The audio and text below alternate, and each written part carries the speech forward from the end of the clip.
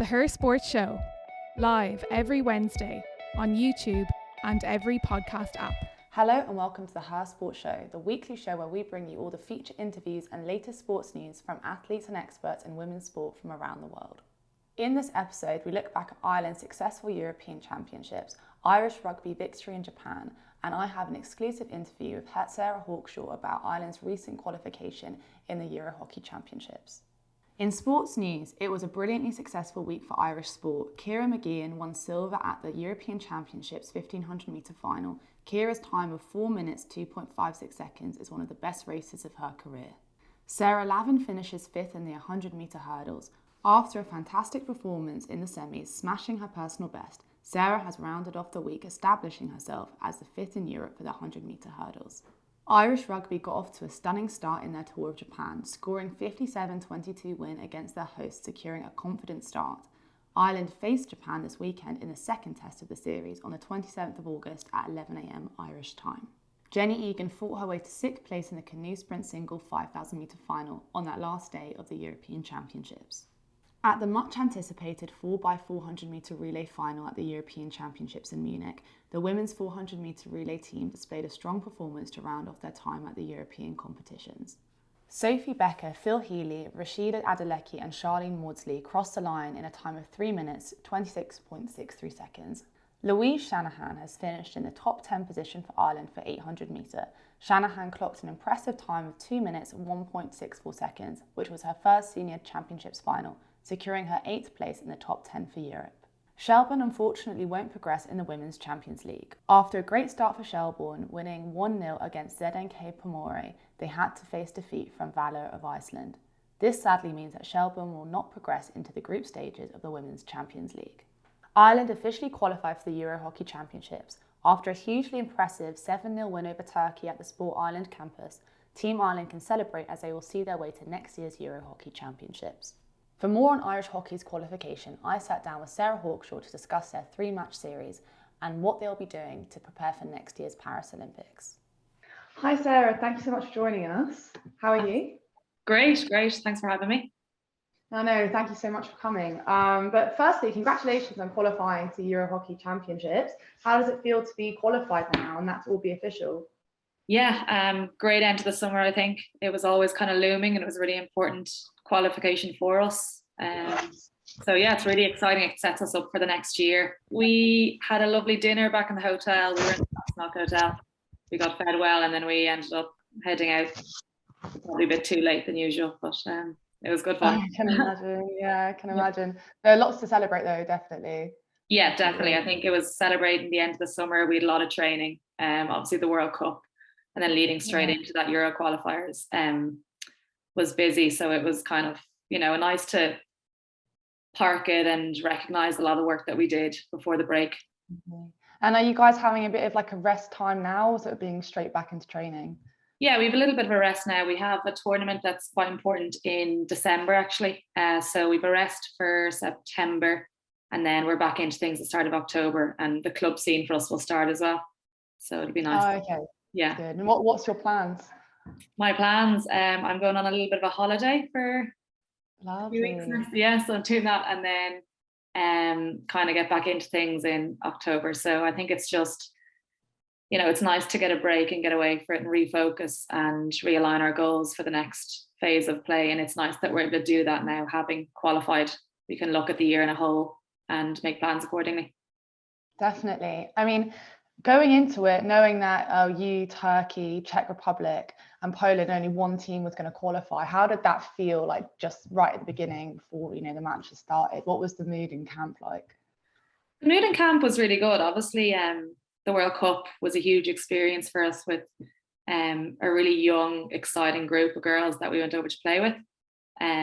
Obviously, the tournament going into the World Cup, we were probably more underdogs than we were in this tournament. We knew expectation was on us, and that pressure was definitely felt, but we spoke about it a lot. I think it was important to recognise it and look at it a bit more as a privilege than anything else. It's great to be in that situation. It's great to host the tournament here in Abbottstown. It was great fun to have our families and friends and all the supporters down there, because the last time we had anything here was probably the Olympic qualifiers in 2019. So there was a lot of excitement once we recognised the pressure and talked about it. Actually, it made it easier, and we could ease our way through the tournament. Do you think the tournament being at home made a difference? Oh, definitely. Yeah, it's great to have it at home. I think it's, you do a lot of training on that pitch in Abbottstown in the dark, in the rain, and it's nice to actually, see it with a stand around it and see it, it didn't look the same. We were almost hoping that they could leave it there because it was so nice.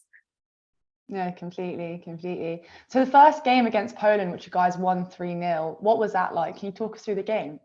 Yeah, the first game is always important. I think it's, key to win your first game in any tournament. It sets you off well. Obviously, Poland have a lot of very good players playing in, some of them in the German league, some of them playing in the Dutch league, which would be quite high up as well. So we kind of knew individually skill-wise they were very good.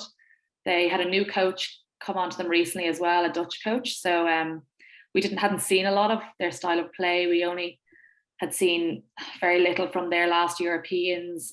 So that was the interesting thing about this tournament, is we really didn't know the other teams. It's hard to see what kind of styles, but we talked a lot about what we wanted to do in opposed to what they wanted to do. We wanted to move the ball well and fast. We knew we needed to make these teams run, and we had the ability to hold the ball for long periods of time, which we didn't always have the luxury of in the World Cup.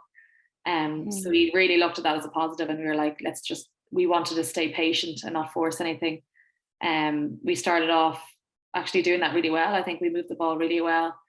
Our corners worked out well in this tournament. That probably let us down a lot in the World Cup. So we really perfected our short corners and worked on defence. And, it came for us in the end. It was brilliant. We scored some nice goals. Yeah, no, 100%. And I mean, just going on from the World Cup, what do you think the main lessons your team learned from it and the experience? Oh, we got huge experience from the World Cup. I think every time we play the Dutch, we're getting a little bit closer to them. It's getting more exciting. We finally scored against them. I think playing the opening game of the World Cup against them was class in their own stadium. And then to score a goal against them was even better. So we learned a lot. Obviously, we came away from it being disappointed with certain elements as well. So areas such as our short corners attack, we weren't really nailing. We needed to do better at that. We needed more consistency. So we worked a lot on that. We also worked a lot on holding the ball a bit better, holding possession higher up the pitch.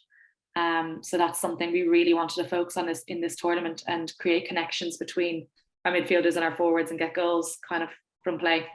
Brought that in last weekend. Yeah, 100%. And in terms of against the Czech Republic, have you played them before, or was that your first time meeting? I played the Czech Republic in 2019 series finals up in Banbridge. That was the last time we played them, and the last time we'd really seen their style. Obviously, recently one of our... Pardon? What is their style?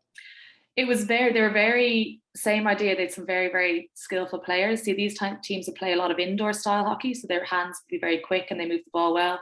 They were very defensively focused. They defended very well. We only held them to 1-0.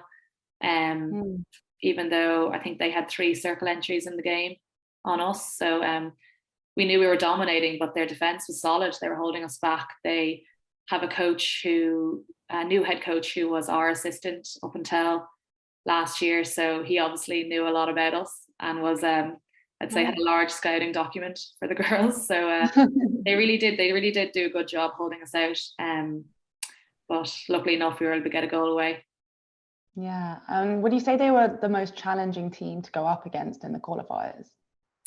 I'd say defensively, yes, they were the most solid. All the teams probably played a similar style of play, where they were a bit more man-on-man focused, which we wouldn't be used to as much. A lot of the other teams play a bit more zonally. That's how we'd play around the pitch. But they were defensively very, very strong.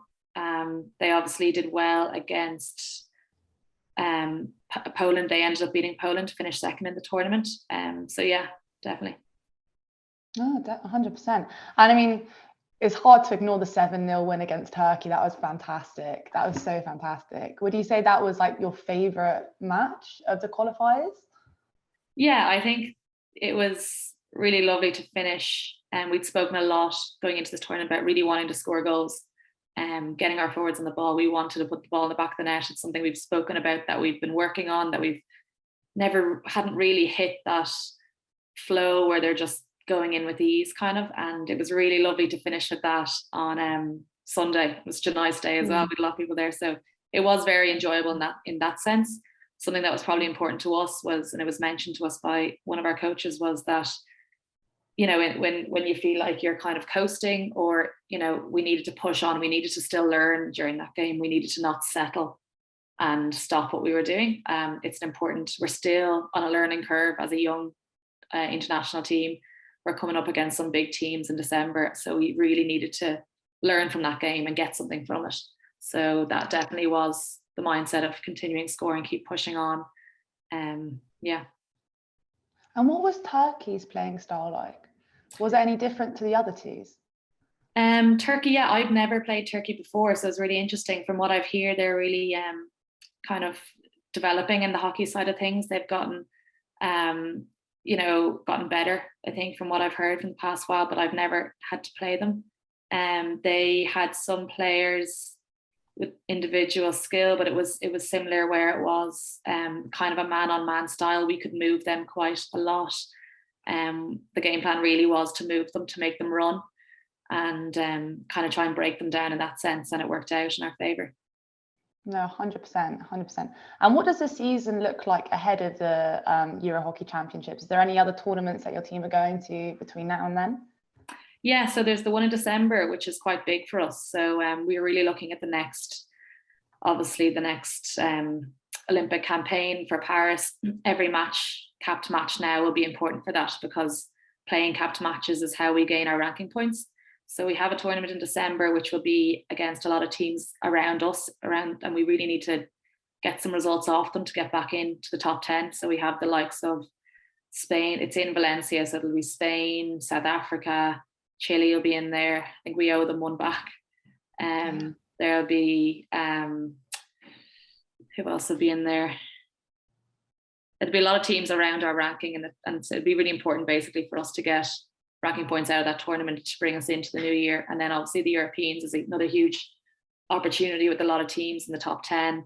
Obviously Europe has some very strong sides to come up against. So our aim really is to get a result against a top ranking team. And I think that's what's next for us as an international team. I think I want to give one back to Chile. I think we deserve that one anyway, if they're playing in that tournament in December. It'd be excited to play any of them. I think any international game at that level. I think Spain are really coming on as a country, and they'll be really exciting style of hockey that we always play well against them. We enjoy playing them, and that's somebody who I'd look forward to playing again. We can definitely get a result again off South Africa if we're up against them in our pool. So yeah, I think it's exciting for all of it. The good thing about how it works for us is that we have so many games in these tournaments against different nations, and they're all within the likes of 2 weeks, so we'll get to play a lot of them. So it's very intense turnover then. Yeah, 100%.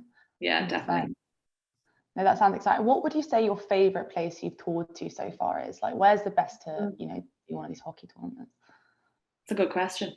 Well, I suppose Chile was pretty cool. We went to Chile for I got my first cap actually in Chile in 2019, and I never think I'd be going there as a country, so that was really, really cool to see it and play over in South America. Hopefully we'll get to go away again in January or February on some warm weather trip. We usually go somewhere Southern Hemisphere, nice. So fingers crossed we get somewhere nice for that. But yeah, Chile was pretty cool to go and play in. What's it like to train in a different climate? Is it like harder?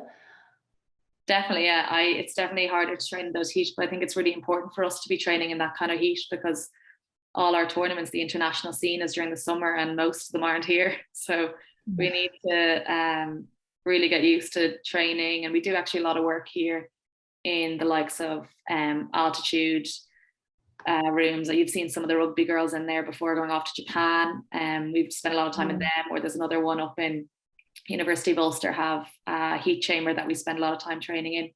It's really key. You can see countries that train a lot in the heat manage it quite well. So obviously going into Tokyo, it was something we really focused on and really did get benefits from.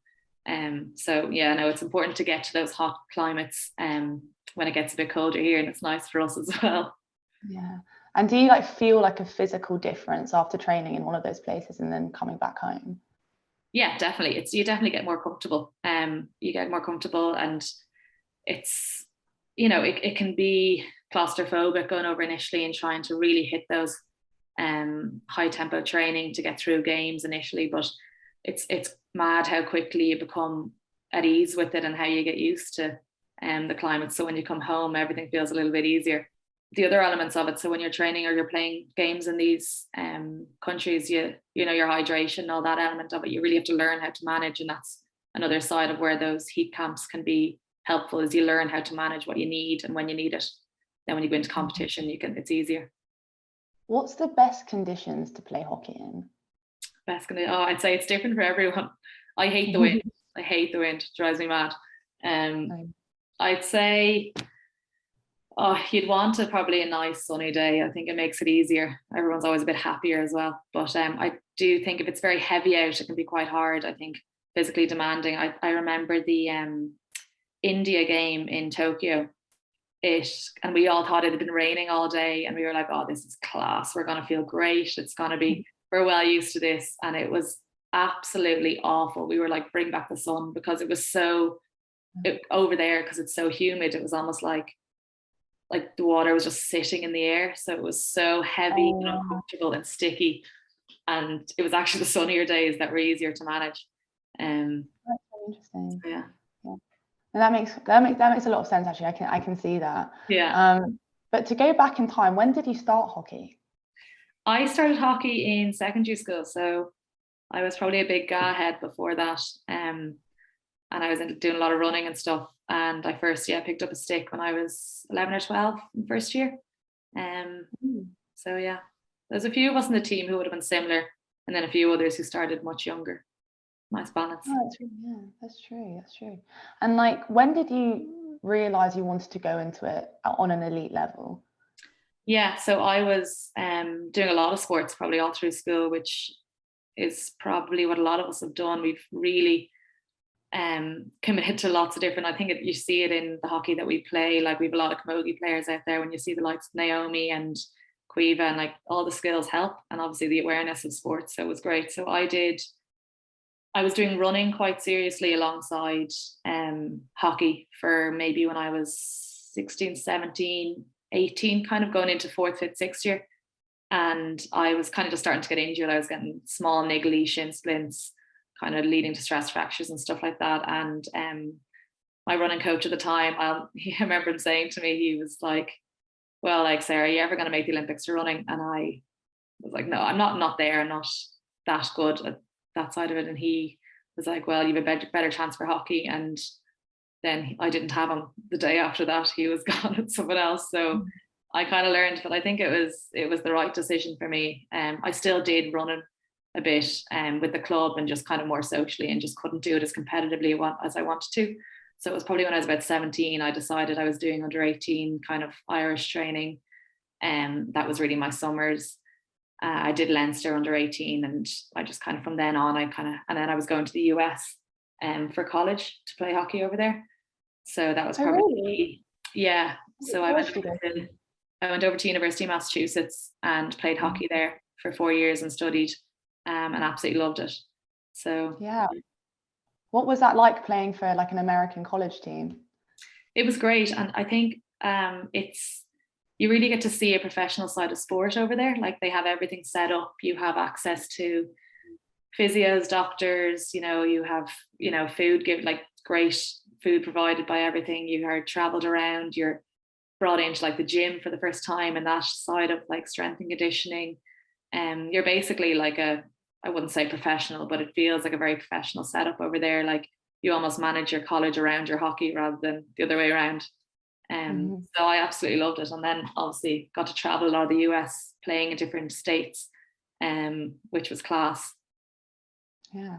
What was the best state? What was your favorite state to play in, or college team to play against? I'll never forget driving into Stanford and just seeing how nice it was. I remember there's like a long, I don't know what the name of the road is, but there's a long drive down like the straight, and like on one side there's like the diving stadium and like the football stadium and the swimming stadium and the volleyball stadium, like literally as you drive down and you just see them all either side. I'll never forget how nice that was. So that was really, really cool. It was so hot though when we were playing there, God. If you were to give some advice to a girl that wants to go into elite hockey, what advice would that be? I would say into elite hockey, like from school into an elite hockey program. I'd say go in there with a sense to enjoy. I think sports is to be enjoyed, and if you're having fun, you're going to play well. I think if you go in there and put too much pressure on yourself, not saying not to work hard, but if you put too much pressure on yourself, you won't enjoy it, and sports there to be enjoyed. So definitely go out there, work hard, but enjoy the moments of that are tough. I think they're the bits you remember the most. When I think back of training, and even when I think back of, you know, a lot of the training I did in the lead up to the Olympics, like I remember the really hard days, and they're the days to remember and actually not hate every second of, because they're the ones that, you know, they make the difference. Yeah. What's your favorite memory from those early stages of hockey training? God, I'd say I was fairly useless from the early stages. I remember before I went to secondary school, there was, as I live on a road, and there was a few of us here going into the same year together. And I remember us all getting hockey sticks before, and like we'd never seen hockey, never played it. We were all camogie football, Gaelic footballers, but we all were going into the school because we knew it was a hockey school. And we were like, we're gonna go and try it. And we all got hockey sticks in the summer. And I remember us all playing it on the road out the front. We were probably using a tennis ball. We probably didn't know what a hockey ball was. But that's probably my earliest memory of it, which was, yeah, it was really fun. I'd say I ruined that stick in the tarmac, but it was, yeah.